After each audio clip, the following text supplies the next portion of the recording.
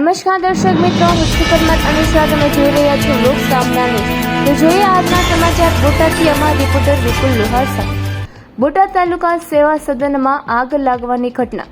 Fire બ્રિગેડનો કાફલો ઘટના સ્થળે દોડી ગયો. સદનસીબે કોઈ જાનહાનિ નહીં.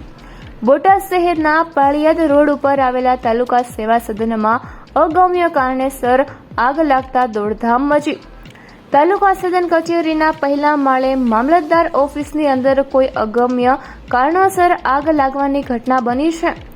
આગની ઘટનાની જાણ ફાયર બ્રિગેડને થતાં ફાયર બ્રિગેડની ટીમ ઘટના સ્થળે દોડી આવીને આગ પર પાણીનો મારો ચલાવ્યો હતો અને આગ ઉપર કાબુ મેળવ્યો હતો. જો કે તાલુકા સેવા સદનમાં દરરોજ હજારો લોકોની અવર જવર રહેતી હોય છે, ત્યારે આ આગની ઘટનામાં કોઈ જાનહાનિ નહીં થતા લોકોએ અને તંત્રએ રાહતનો શ્વાસ લીધો છે. તો ફરી મળીશું એક નવા સમાચાર સાથે. ત્યાં સુધી જોતા રહો લોક સામના ન્યૂઝ.